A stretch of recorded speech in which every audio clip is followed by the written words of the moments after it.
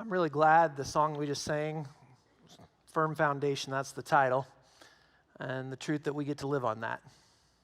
That God is faithful, and even meeting together, just thinking about this week, I know some of you have had a pretty heavy week. And some of that could just be things going on in your own life. And I've seen some posts of just things, maybe it's relationally or physically or just some things with jobs, and just that's heavy. And then you throw the things going on kind of just in the world bigger picture, that especially Wednesday, we have Charlie being killed. And, I know there's a lot of people that may not say things in churches one way or the other, but this isn't a political thing. It doesn't matter what side of views you may be on certain aspects. No one for standing up for what they believe, deserves to be shot. And just after hearing about that news, kind of when I'd gotten home, our family had a few conversations throughout the week of just things going on. But it was also that day that amongst reading other people's posts and how dealing with things, I saw that there was a school shooting that day, which you may or may not have even known about, just because it was overshadowed, but in Colorado. And so that even caused me just to kind of look up how many school shootings have we had just this year alone. The numbers are quite a bit different. There's some that will tell you we've had 9 and some that will tell you 146, and you're like, okay, why the discrepancy? And the reason is because 146 is the number of times where there's been someone who had a gun on school campus that shouldn't have. And, maybe it hadn't been shot or maybe no one was injured. But those 9 are the times that someone was injured or killed. And this year we've had 4 people who have been killed in addition to those that have been hurt. And so I was thinking about that, but Wednesday was also the day that I'd actually learned about the stabbing in North Carolina. It had happened before that, but that was the day that I learned about that. And just kind of thinking about everything that's been going on. And I was thinking about last week, our sermon, and we were talking about how God can breathe new life into individuals, into churches, but also into nations. And in that spot, we just talked about the evil that's going on. You look around and see evil going on, and this week, you saw evil going on. But in last week's sermon, we also said at the exact same time, you see people who are seeing the evil or who are saying, this is not what we're going to do, and they're praying and they're doing things that is called to action. And you know what? We saw a lot of that this week too. The people's eyes maybe have been open to certain things like, what are we standing for and how are we going to live amongst all of this? And so yes, there's the evil, but there's the good. And even again, going back to a video that someone had shared with me about Charlie Kirk, a girl came up to him and just said, my dad believes this, my mom believes this, and so what am I supposed to do? I have my beliefs, but how do I handle this? And he said, more than political at all, it's, do you love Jesus? That's really the basis of what you need to know to begin with. And then he went on giving her more information, but I was just thinking about how God can use evil for good. And in the book of Acts that we're going to be getting to in a few weeks as we're reading, but just there is this martyr named Stephen who is killed. And at the end of chapter 7, we read that. And when you read the beginning of chapter 8, it says, because of the persecution that happened, the church grew. And I'm thinking about just the evil that's going on. And again, it's not things that we would go, man, we love, but God can use it for good. And so what I want to do is here just spend a few moments praying as a congregation, allowing you the moment, kind of guiding you in prayer. And there can be a lot of things that you could pray over. You could pray for Charlie's family. You could pray for those that are hurting in different school shootings. You could pray just that God would grab hold of hearts and open people's eyes. You could pray that God would use certain things to spur people onto action, that people see good. You can pray the kingdom is advanced because of all that. And maybe there's some things individually in your own life kind of thing that maybe you just need to lift up in prayer. But before we even jump into sermon, I want us just to spend some time, don't have to go anywhere else. So may we focus just on these things and lift them up to God. So let's spend a few moments just praying.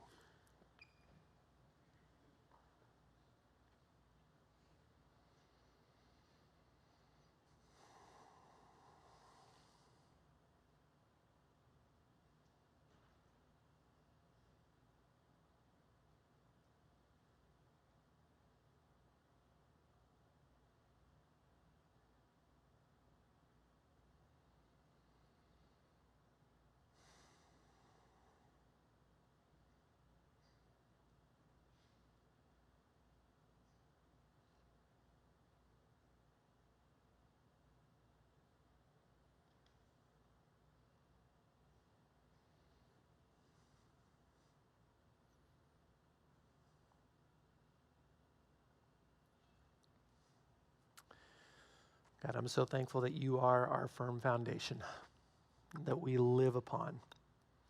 God, I'm grateful that all the prayers that were just offered up in this room online, God, prayers that have been being prayed all over the country and the world, you hear every single one of them, God, and you care. And so I am grateful for that we can trust you. Father, as we continue just to open up your word and see what it is you've got for us, man, may our ears be open, may our hearts be open, and God, may our lives be ones that are lived with you, with the intention of making a difference to those around us. It's in your name that we pray. Amen.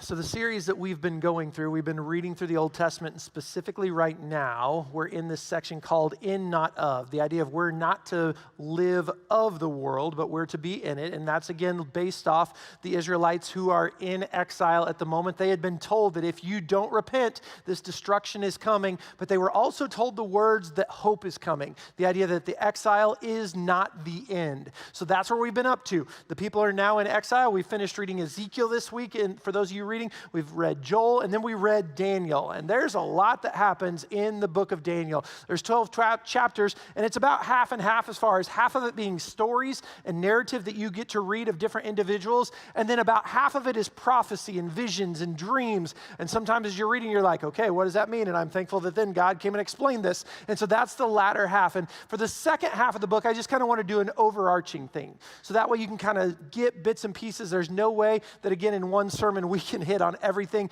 and dive into it deeply. But in the second half of the book, I said there's all these prophecies. And in chapter 7 and in chapter 8 and in chapter 11, you read of these beasts and these horns and these kings.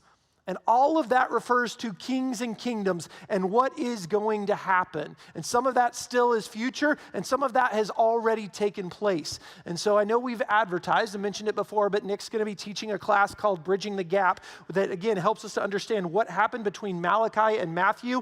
And some of the things that are foretold in this happened during that time. Okay, now hear me. I'm not telling you Nick is going to explain all of Daniel chapter 7 through 12 in that class. That's not what I'm saying. But some of the things that are foretold is what you will see played out during that time frame. So part of what we read in the second half of Daniel are these different visions, prophecies that God gives to him. There's an interesting section, just the last verse of the book, in chapter 12, verse 13, we get a glimpse into the afterlife. Like there's just a brief mention of it, but Daniel is told that he will rise and receive allotment. And so again, in Old Testament, we get different little moments of down to Sheol, or this is what's going to happen. But here's like an instance of what is to come after you die.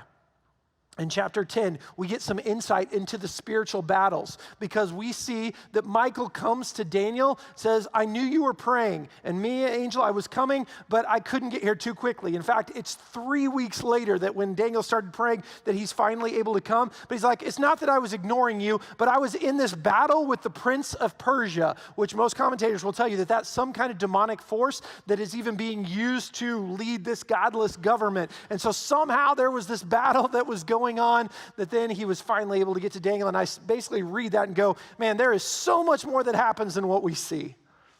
Like there's so much in the spiritual warfare, in the spiritual world that is all around us that we don't see. And we get a glimpse of it in the second half of Daniel. Man, in chapter 7, though, we get a picture of Jesus. Because one of the titles that he used when he was on this earth was Son of Man. And that's not, hey, I'm the son of a man. Like, that's not what he was talking about. He's referring to this in Daniel chapter 7, where it says, there will be a son of man coming, and he will be coming with the clouds. He will be given authority. He has much glory. He has sovereign power. All nations worshiped him, and he has an everlasting dominion that will not pass away. We get a glimpse of Jesus in the book of Daniel. In Daniel chapter 9, there's this spot where Daniel actually remembers the words of Jeremiah, and he says, we were told that this exile would only be 70 years, and it's almost done. So he prays. Now you might be going, wait. I thought like at the beginning of Daniel, like Daniel's a teenager. He is. But throughout the whole book of Daniel, that's the time span that goes from him being a teenager to most people would say he's in the lower to mid 80s by the time the book is done. Okay, that's his lifespan here of what's going on during the book of Daniel. And so one of the things that I love about how we've been reading through contextually everything in the Old Testament, you see the pieces fit together. It's like, I get it. It's not just a story. In fact, I had a conversation with someone this week that said, man, that story that I know, I didn't know it was in the book of Daniel. And so again, I love just putting the pieces together as we're reading. And so that is part of the second half of Daniel. But I told you the first half is quite a few stories. There's these stories that you see. And when I use that word story, I don't mean fairy tale, but I mean real events that end up happening. And so what I want you to do is, if you have your Bibles, turn to Daniel chapter 1. You can also follow along on the Bible app if you want, and the verses are there, and so you can follow along that way if you want. But as you're turning there, there's a phrase that I want to bring up. Maybe you've heard it, maybe you haven't, maybe you use it all the time, but the phrase is simply, when in Rome. Okay? Don't know if you've heard that phrase before. When in Rome, it's actually kind of a shortened version of the real saying that is, when in Rome, do as the Romans do. Okay? So that's the saying. And that means basically you're supposed to adapt to the customs and practices of the place you are visiting. It encourages conforming. It challenges you to be willing to change a habit or maybe to try something new. And so basically, if I'm on vacation, maybe if all the people stay out late and they go over here, you ought to go try that. When in Rome, go and do this. Man, if there's some kind of food that they are known for, go and try that. When in Rome, I might not be able to eat this anywhere else. So that's what it means. When you're in those spots, give it a try. Can I tell you, though, some people have taken it to the extreme, and it means just let go and indulge. The idea of sin. Hey, when in Rome, might as well do it. And so that's what some people have taken it to the extreme to mean, which is interesting because the basis of that quote is actually religious, is actually coming from those who follow Jesus, because St. Augustine had reached out to St. Ambrose and said, wait, am I supposed to fast on Saturdays or not? Because those in Rome, your churches, you guys are fasting, but those over us here in Milan, we aren't. What am I supposed to do? To which then Ambrose simply said, when you're in Rome, do as the Romans do.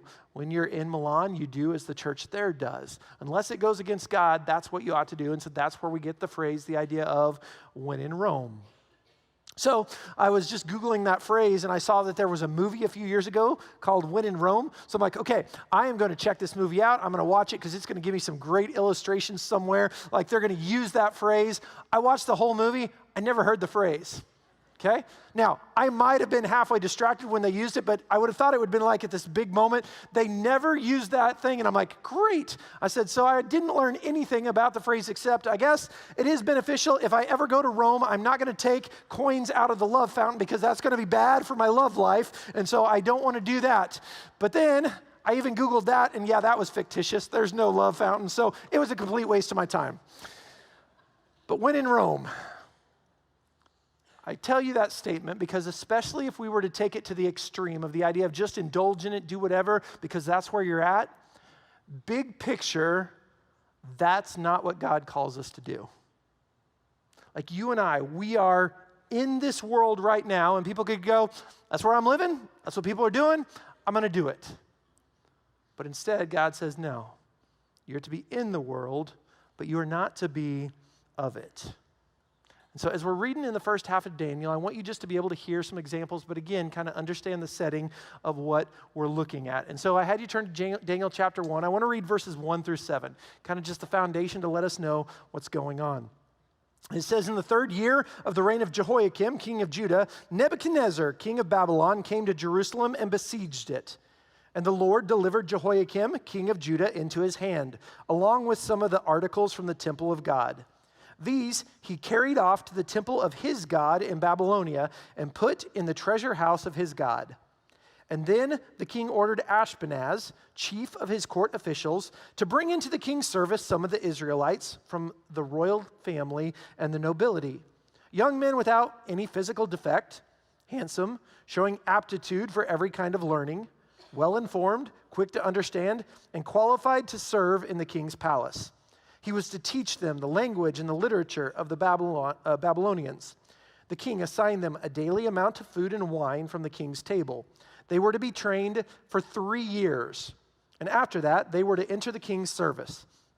Among those who were chosen were some from Judah: Daniel, Hananiah, Mishael, and Azariah. The chief officials gave them new names.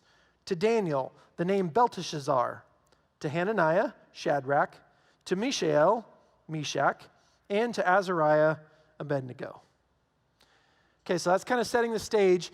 As we've been studying a few weeks ago, I talked about the different deportations, how Israel was overtaken in 3 steps. These people were taken in the first step, back at 605. So the nobility, the royal family, they were the ones taken in that first time. And so here, the king is saying, I want those who are handsome, who don't have any kind of physical defect, who definitely can learn and we can use in our system. Like, we want to train them in the language of the Babylonians, in the literature of the Babylonians. Like, we want them to know all of this so we can use them. And then it specifically kind of mentions these 4 individuals that are going to go through this 3-year training. And then it says that the chief official changed their names. And you might be, why in the world are they doing that? Because each one of these names that has been given to them is related to the God that they serve, one of the gods that they worship. So no longer are you still living and worshiping Yahweh. We want you, as you live here, to understand the culture and the language of the Babylonians. We want you to live this way. Like, really, they're trying to indoctrinate them of being a Babylonian. And so we read that, but then we get down also to verse 17 as we're reading about these 4 men. It says, to these 4 men, God, excuse me, God gave knowledge and understanding of all kinds of literature and learning. And Daniel could understand visions and dreams of all kind. Okay, so these 4 men that are given different names, they have the ability of knowledge that God gives to them, and Daniel's able to see visions and understand them and interpret them. And Nebuchadnezzar actually learns this pretty quickly. Like, at the end of the 3 years training, he says, these guys are 10 times better than all the others who have come up through this training and even who are in these roles right now. Like, he sees the benefits that they have. And then it talks about this interpretation or ability to, interpret dreams that Daniel has. And maybe you're like, that'd be really cool. Like, what if God gave that to me? Like, I'd love to be able to interpret dreams and visions. People could come to me. Like, when you read in the text, man, Daniel praises God, not just for the ability, but every time that he does that, like, it's a praise to God. God, you are the one who reveals these. And probably part of that praise is, okay, the king's not going to kill me or going to kill all of us, but just, God, you are the one who deserves all praises. You are the one who allows us to understand these visions. And because that he is able to do so, Nebuchadnezzar actually promotes him to a higher position in the kingdom. And so again, you might be like, man, that'd be so cool. But in the book of Daniel, man, there's a lot of heaviness with this responsibility.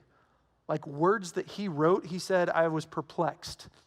My thoughts terrified me. Like, and then he had to go give bad news to Nebuchadnezzar. That's not always fun. How's the king going to respond to that? I was troubled in spirit. I was disturbed. My face turned pale. I was terrified. I was exhausted for days. I could hardly breathe. I was in anguish. And as I hear all that, I think about what God had called him to do. And the life that God calls us to as a Christian, man, it is totally worth it, but it doesn't mean it's always easy. Because of the world we live in, he may say, this is the truth that I want you to speak. I want you to live out. And there may even be specific responsibilities that you are given. And God will be with you.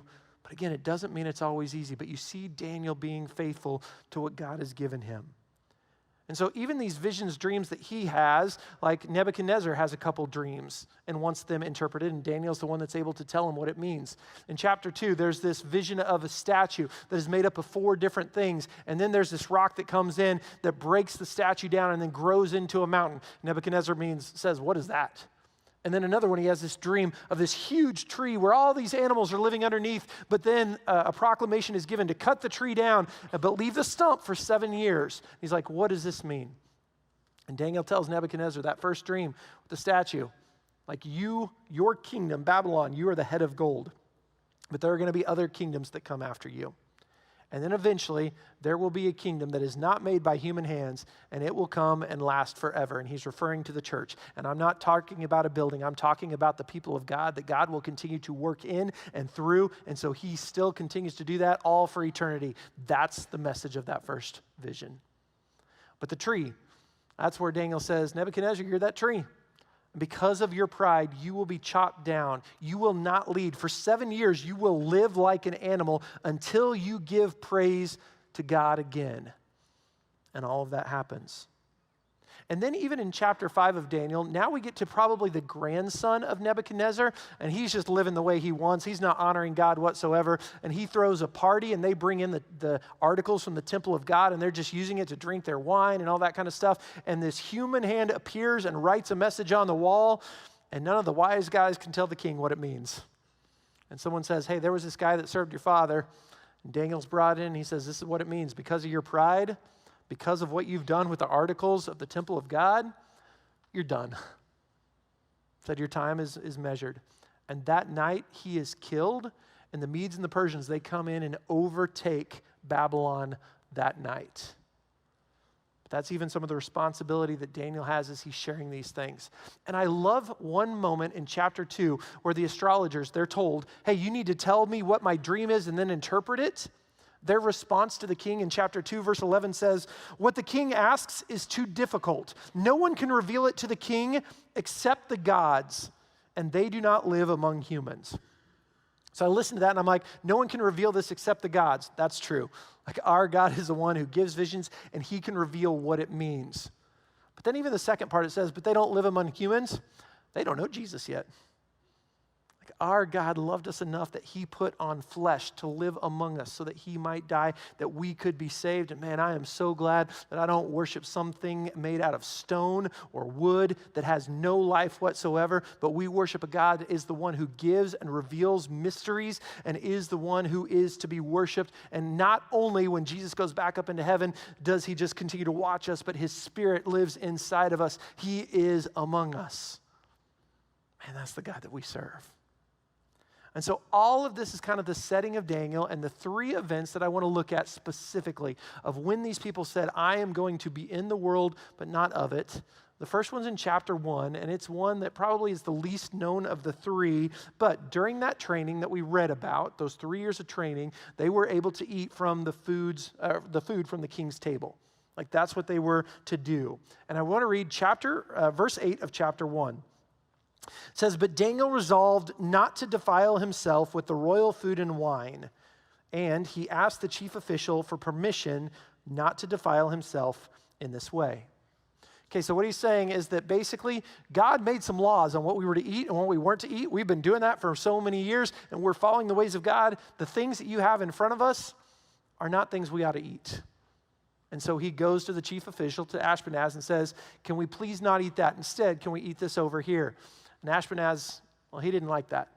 And not because he was angry, but if these guys end up looking weaker, the least scenario that could affect him is he would lose his job. Like you're not doing your job making sure these guys are well taken care of. The most extreme is that he might have been killed. And so in this moment, he's like, yeah, I don't want to let these guys just eat this other stuff. But it says that God was working on his heart and caused him to show favor towards Daniel. And Daniel said, what if we do a test? For 10 days, we'll eat nothing but vegetables and water, and then we can see how things are. And he said, yep, that sounds good. We'll do this. And so what happened? Go down to verses 15 and 16. It says, at the end of the 10 days, they looked healthier and better nourished than any of the young men who ate the royal food. So the guard took away their choice food and the wine they were to drink and gave them vegetables instead. So at the end of those 10 days, they looked healthy, so they were allowed to keep eating the food that they were allowed to eat. And essentially, you see God working in this moment. You know what would have been really easy for Daniel and these men to say? When in Rome. We're here. Here's all this food that's being placed before us, like everyone else, maybe even some of the other Israelites were choosing just to eat this. Why don't we just eat it as well? But instead, they said, nope, God has given us certain customs and we are not going to go against him.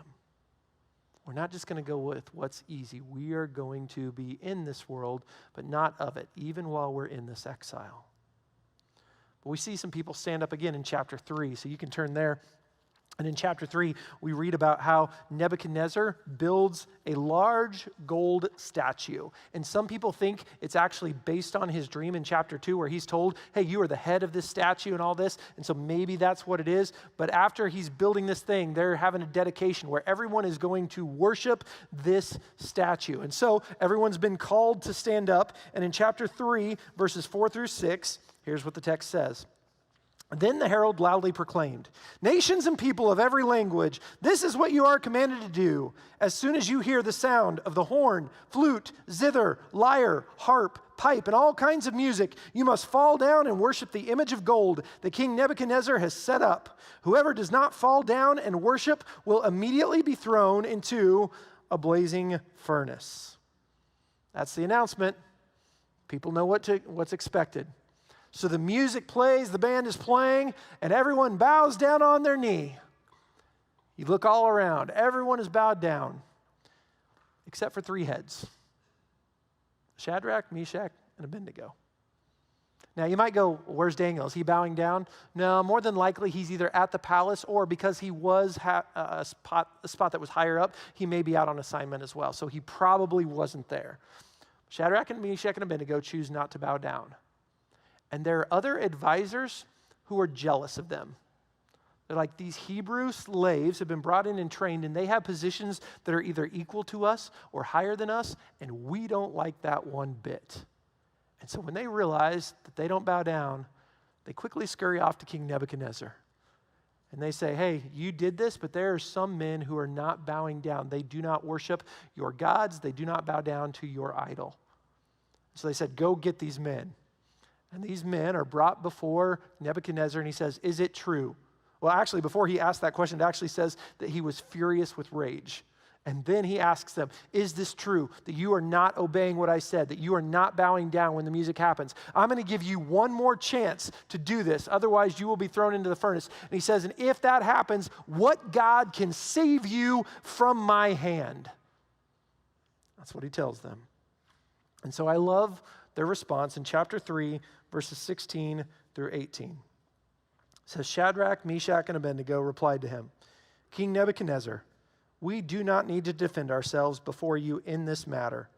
If we are thrown into the blazing furnace, the God we serve is able to deliver us from it, and he will deliver us from your majesty's hand. But even if he does not, we want you to know, your majesty, that we will not serve your gods or worship the image of gold that you have set up. Man, I love those words. You ask what God can save us? Let me tell you. The God that we serve, the God that we worship, he is able to save us from this furnace. But even, did you hear it? He said, but even if he doesn't. Oh, he's able, but even if he chooses not to, we will not bow down. We will not worship your idol. And sometimes we read these stories that maybe we've heard before at some point, and we're like, yeah, they're going to be saved. Do you realize they didn't know that with 100% confidence? They knew God was with them, and he had the ability to save them. But even if he doesn't, King Nebuchadnezzar, we are not going to bow down and worship. Now, what would have really been easy for them to do is say, when in Rome, hey, everyone else is bowing down in this moment. Let's just go ahead and do it too. And God, we're bowing down, but we don't mean it. Like, you understand that we're just doing this just to look like everybody else, but you really know our hearts. But they didn't even want to give the appearance that they were worshiping any other God but Yahweh. So, what happens? Instead of me telling you the story, let's just read it. We're going to read starting in verse 19 through the end of the chapter. It says, then Nebuchadnezzar was furious with Shadrach, Meshach, and Abednego, and his attitude toward them changed. He ordered the furnace heated 7 times hotter than usual and commanded some of the strongest soldiers in the army to tie up Shadrach, Meshach, and Abednego and throw them into the blazing furnace. So these men, wearing their robes, trousers, turbans, and other clothes, were bound and thrown into the blazing furnace. The king's command was so urgent and the furnace so hot that the flames of the fire killed the soldiers who took up Shadrach, Meshach, and Abednego. And these men, firmly tied, fell into the blazing furnace. Then King Nebuchadnezzar leaped to his feet in amazement, and he asked his advisors, weren't there 3 men that we tied up and threw into the fire? They replied, certainly, your majesty. And he said, look, I see 4 men walking around in the fire, unbound and unharmed, and the 4th looks like a son of the gods. Nebuchadnezzar then approached the opening of the blazing furnace and shouted, Shadrach, Meshach, and Abednego, servants of the Most High God, come out, come here. So Shadrach, Meshach, and Abednego came out of the fire, and the satraps, the prefects, the governors, and the royal advisors crowded around them. They saw that the fire had not harmed their bodies, nor was a hair of their heads singed. Their robes were not scorched, and there was no smell of fire on them.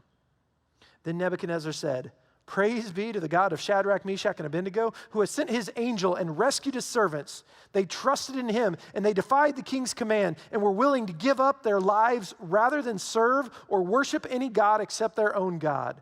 Therefore, I decree that the people of any nation or language who say anything against the God of Shadrach, Meshach, and Abednego be cut into pieces, and their houses be turned into piles of rubble, for no other God can save in this way." And then the king promoted Shadrach, Meshach, and Abednego in the province of Babylon. So in this moment, God chose to save. And in this moment, you actually saw him physically with them while they were in the fire. And the response, you see Nebuchadnezzar praise. Unfortunately, it's only temporary, because the very next chapter, he goes about praising himself again and then has to go 7 years until he finally wakes up and says, "God, I give you praise."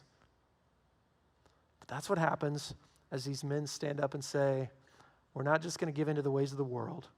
We're going to live the way that God wants us to. And then the last one, go to chapter 6.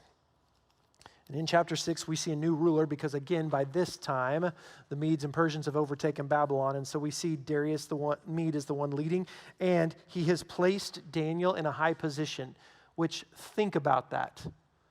Here is a country that we just overtook, and we're going to take one of your leaders and make them one of our leaders.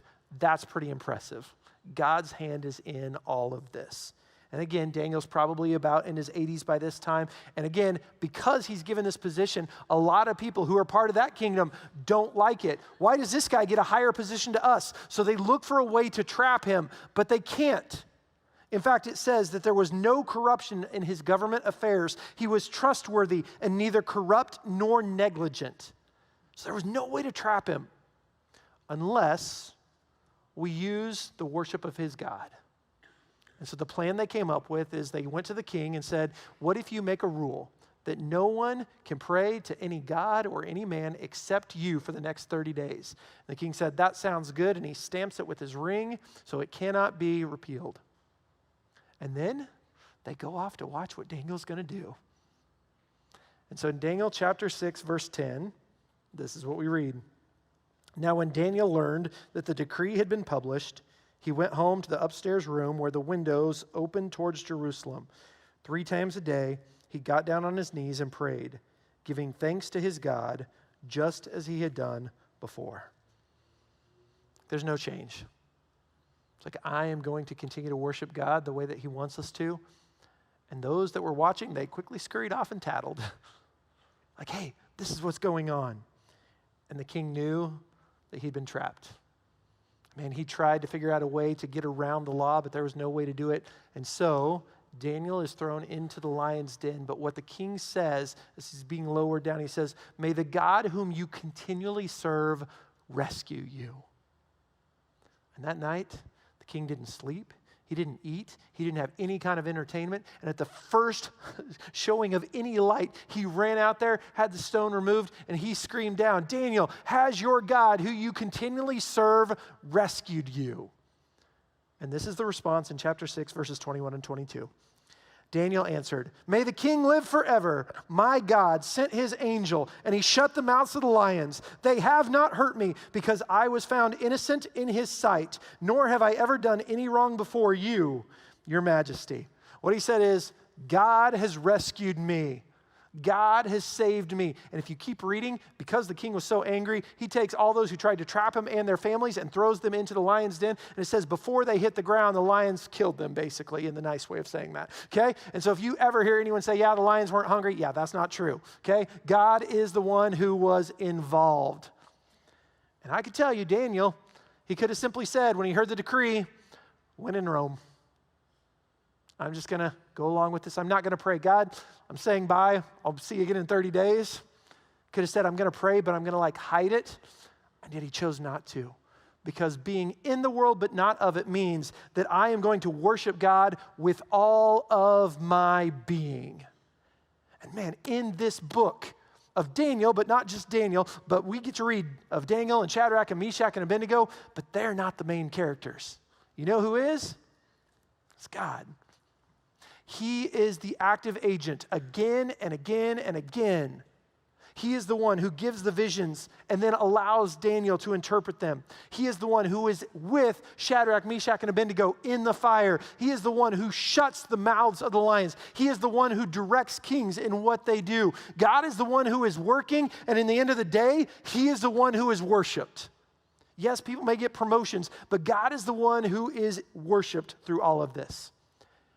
And the same thing is true today. That God is still the active agent. You and I, we are living, and we are hopefully doing that which God has called us to do, but it's not about us. And there are moments that in this time, like, God, I need understanding. I don't understand why this is happening, even as I'm following you. And there are times that God says, let me grant you understanding. Or trust me, and eventually you'll understand.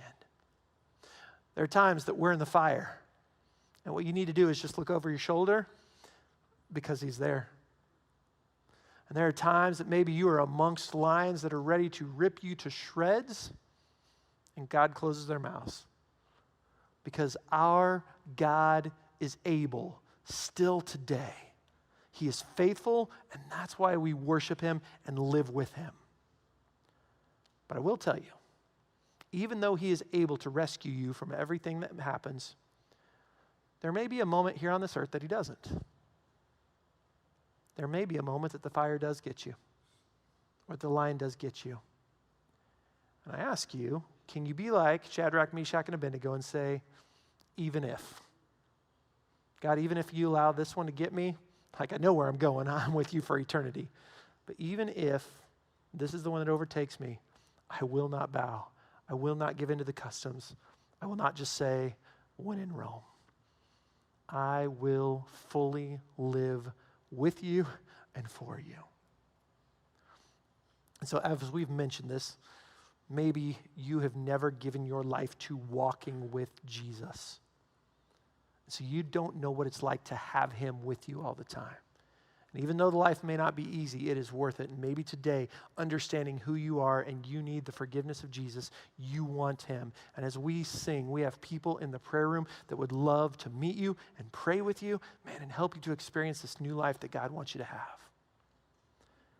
And maybe, just with the weight of everything going on in your life or in the world, you'd love to pray with someone. And during this time, we'd love to meet you back there as well. But as we worship, may we remember who it is that we're worshiping. And don't just go through the motions. Don't just try to hit a note or two. May we really worship the God who is worthy of it all. Let's worship.